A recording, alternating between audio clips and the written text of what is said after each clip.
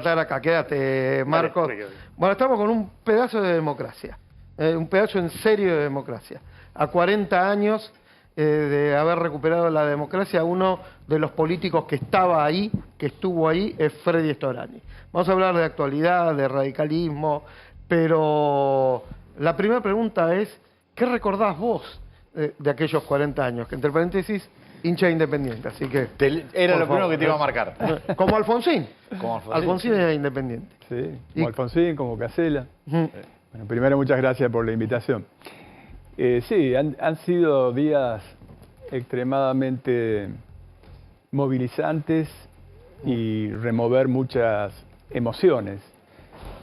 A mí me invitaron a presentar un libro en Mendoza y fui con mucho gusto, de un amigo, Roberto Suárez, que justamente le hice el prólogo, le redacté el prólogo, y el libro se titula Crónicas de Alfonso, justamente en homenaje a estos 40 años que han transcurrido. Para ir más a lo personal, a lo particular, hablando de La Plata, yo era fiscal general en la ciudad de La Plata, mi ciudad. Y por supuesto que la instrucción que teníamos de Raúl Alfonsín y de su equipo, yo pertenecía a la Junta Coordinadora Nacional de la Juventud una Radical. relación muy directa, era la coordinadora. Era la coordinadora, sí. Exactamente. Diputado y sí, presidente de la Comisión. Exactamente, de yo presidí exterior. la Comisión de Relaciones Exteriores y Culto de la Cámara de Diputados. Recién electo, fue una enorme responsabilidad, pero ese día en particular no había que relajarse, había que justamente custodiar. Alfonsín llegaba con algunas propuestas que eran extremadamente desafiantes, de un enorme coraje, que deben ser valorizadas y proyectadas en el tiempo como la reivindicación de un gran estadista. Por de pronto, de los dos contendientes, con chance, era el único que planteaba derogar la ley de autoamnistía. Claro. Que permitió, entre otras cosas, el juicio que tanto ruido hizo la película, digamos, y tanta trascendencia tuvo Argentina 1985, ¿no es cierto? Sin esa decisión, y además en su carácter de comandante en jefe de las Fuerzas Armadas Constitucional, ordenó por decreto el procesamiento de las juntas militares. Por decreto también la creación de la Comisión Nacional sobre Personas Desaparecidas, presidida por un ilustre argentino como Ernesto Sábato. Mandó a la semana, y lo dijo en su discurso inaugural del Congreso, el proyecto de derogación de la ley de autoamnistía. Pero, como era muy hábil, intentó separar la paja del trigo, digamos, los militares que eran más prodemocráticos de aquellos que eran visceralmente antidemocráticos. Y les dio la oportunidad de juzgarse a sí mismos, pero les puso un plazo y una instancia civil.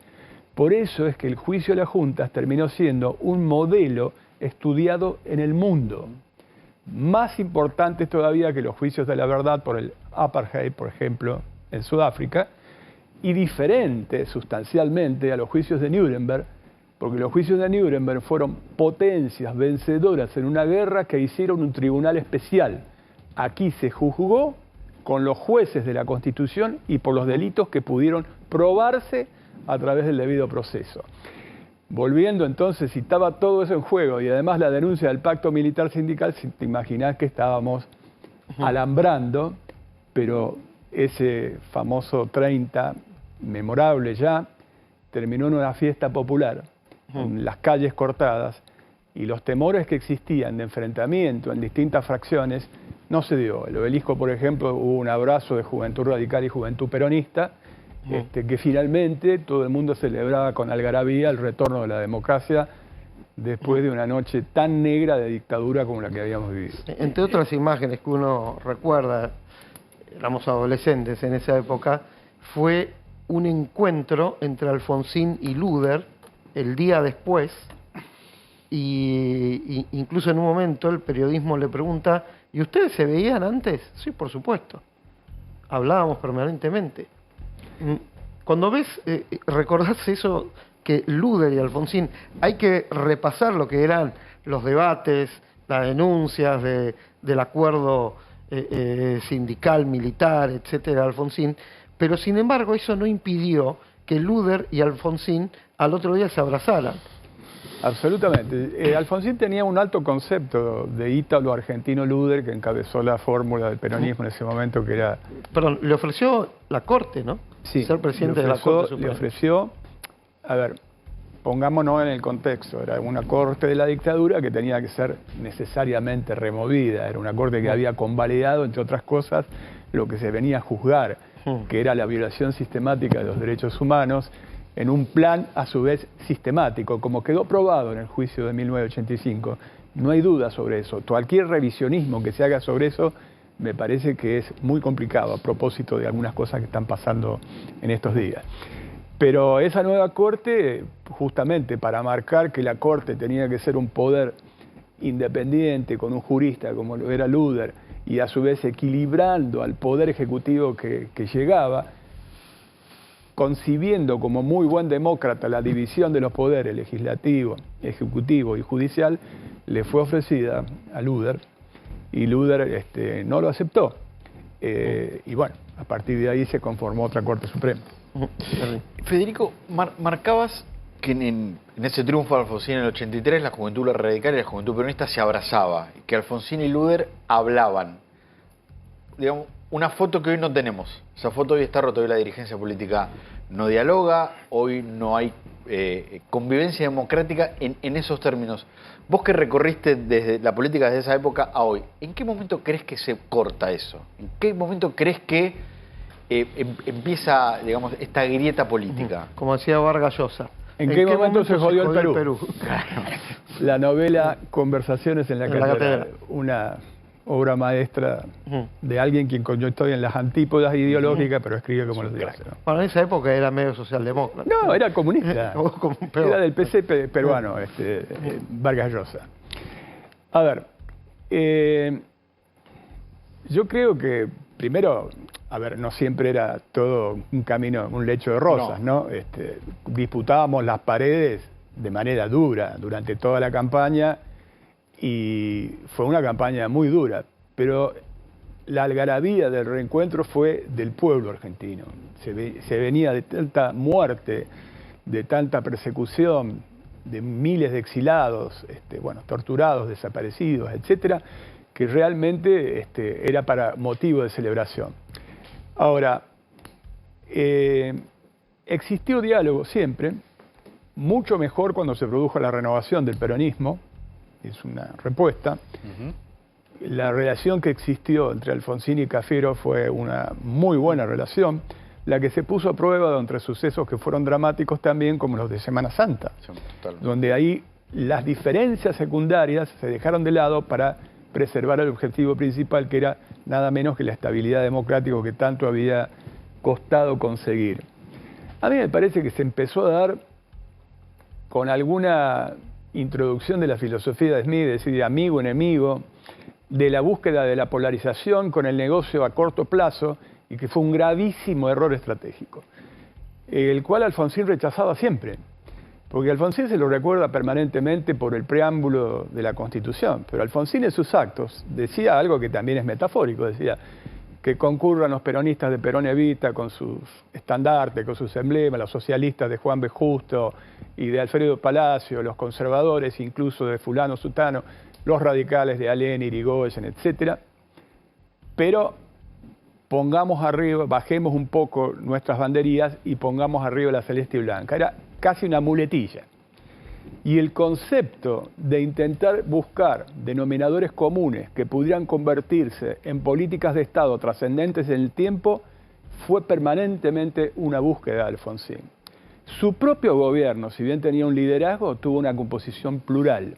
Cito algunos nombres, Ángel Robledo, por ejemplo, el propio Labaña, pero Vítolo también, que venía del desarrollismo, socialista, Juan Carlos Rubinstein, Simón Lázara, que venía también del socialismo. Es decir, una composición plural con un liderazgo democrático que tenía nada más ni nada menos que enfrente una transición de ruptura no pactada. Por lo tanto, supuestamente no existían condicionamientos, pero era un camino de incertidumbre imprevisible que en cualquier momento, para decirlo metafóricamente, podía explotar una mina que nos retrotrayera al momento anterior, que era nuevamente un gobierno autoritario. Por lo tanto, eso requería la permanente búsqueda del diálogo y los consensos, mientras las fuerzas se iban readaptando. En algún momento, quizás por consejos mal dados y otros mal recibidos, se empezó con este tema de la búsqueda de la polarización salvaje. Y la polarización va llevando al discurso del odio, al discurso de la descalificación, a la intolerancia, a la pérdida del pluralismo y a la pérdida de la convivencia. En una sociedad que está bastante predispuesta también a eso, porque está fragmentada, porque existe una crisis social extremadamente profunda de la cual también hay que hacerse cargo. Ahora, Freddy, hoy lo escuchaba a Luis Brandoni, Beto Brandoni, también protagonista de esos años, como vos, como ustedes. ¿Y sabes qué lo noté? Con la realidad de este radicalismo ya rompiendo casi con el macrismo, cómodo. Más cómodo que antes. ¿Querés que te diga mi sensación? Sí. Alivio. Eso. Yo creo que comienza... ¿Fue una carga estar con Macri estos años? Sí, porque yo creo que hubo una falsificación que es bastante propio de Mauricio Macri con respecto al proyecto original. El proyecto original tenía la búsqueda del equilibrio y control del poder, regla número 1 de cualquier sistema democrático, la posibilidad de la alternancia en el ejercicio del poder, regla número 2, pero la tercera objetivo que nunca se dio fue la posibilidad de constituir un gobierno de coalición. Para entendernos bien, un gobierno de coalición no significa un toma y daca de distribución de espacios de poder, que está en las reglas de juego también. La política es lucha por el poder, en una de sus fases, ¿no?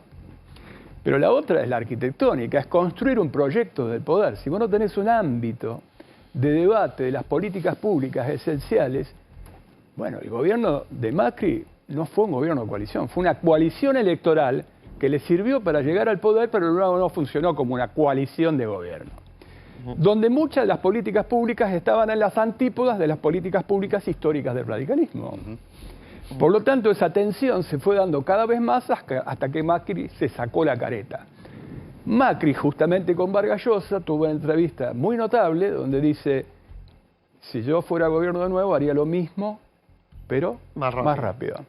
Proyección, hagamos algo de psicología, motosierra. Por lo tanto, está donde debe estar. O sea, está más cómodo con Milei que con y nosotros usted. tenemos que estar en otro lado. Volviendo al tema del radicalismo, hay una cuestión que me llama mucho la atención y tiene que ver también con lo que está pasando con Milei. ¿Por qué hay un candidato, o por qué un candidato, cree usted, con mucha llegada a la juventud puede faltarle tanto el respeto a Alfonsín? Porque hay ciertos límites, a mi entender, que no se deberían cruzar, sobre todo bajo las condiciones que le tocó gobernar a Alfonsín. Usted lo mencionó muy bien, estaban los cuarteles preparados ante cualquier cuestión, no era moco de pavo. No solamente eso, vos fíjate, y lo haces bien en recordar cuál era el contexto. También nos habían dejado un presente griego que no resolver el problema del límite con Chile, que no estuvo al borde de una guerra, y que hubo que sacar de la manga un as, como fuera una consulta popular, que si bien no fue vinculante, la fuerza moral que tuvo haber ganado 80-20 permitió que luego el Parlamento, que es el que tiene que decidir en los tratados internacionales, como la Constitución es antigua, dice aprobar o desechar. No hay posibilidad de modificar ahí. Pero a lo que voy es, toda una generación, ¿no?, que es predominantemente joven, que lo vota a Milei, no tiene en cuenta todo esto que estamos mencionando. ¿En qué se falló? Porque no es que uno dice, no, bueno, tuvo solamente un problema de hiperinflación. O sea, ya es más grave incluso. No, sí, tenés razón. Además, para nada hay que subestimar al votante. Existen razones. Yo creo que el prestigio de la política, en general, se sustenta en dos pilares. El primero de ellos es casi obvio. Deberían ser ejemplares. Nosotros no hacemos política porque nos obligan, nos hacemos por vocación, pero tenemos un agravante en esta obligación. Administramos la cosa pública, la red pública. Por lo tanto, cuando nos ponen una lupa de observación está bien. Con nosotros tienen que ser mucho más exigentes que con cualquiera. Vamos a encontrar muchísimos ejemplos de muy buenos políticos austeros, solidarios, con todas las virtudes, y muchos de los otros, a raudales. Cuando se pierde la ejemplaridad, se pierde una cuestión porque vos estás manejando la cosa pública y supuestamente lo haces por vocación. Y la segunda, tal vez la más importante desde el punto de vista de la legitimidad de un sistema, es la eficacia. Si transcurre mucho tiempo y los problemas persisten y las promesas que se hacen no logran la solución de los problemas que la sociedad demanda, se pierde legitimidad política. Por lo tanto, hay muchos que dicen, bueno, yo pruebo con algo nuevo, aunque no sé demasiado bien qué es, porque lo que ya vi no anduvo, que fue parte de la explicación del voto, sobre todo en las primarias. Ahora, cuando vos empezás a hacer un planteo más racional, a desagregar alguna de las propuestas, te vas arrimando cada vez más al abismo. Para mí, abismo es dolarización, porque ya vivimos una convertibilidad y esto es más duro que... La dolarización es más rígida que la convertibilidad. Y además, había más dólares. No, pero además, a la convertibilidad, a propósito de otra serie, la del 2001, fue una trampa. En el plazo corto fue una herramienta muy eficaz para combatir la inflación que se le había disparado a Menem, pero en el mediano plazo era un corset a políticas de crecimiento y de desarrollo, porque requerían justamente dólares. El ejemplo de dolarización que uno puede echar mano en América Latina de una escala de dimensión mucho menor, pero es Ecuador. Ecuador tiene los peores niveles medidos con todos los demás países desde el punto de vista social. ¿Y qué pasaría si en un mundo globalizado como este ocurriera un nuevo tequila, donde uno estornuda en un lado y se resfría en otro? No tenés el instrumento tampoco para poder defenderte. La buena noticia es que parece que el proyecto se archivó, lo archivó la gente en la primera vuelta. Bueno, pero agregale, disculpame, porque estaba escuchando el tema este también.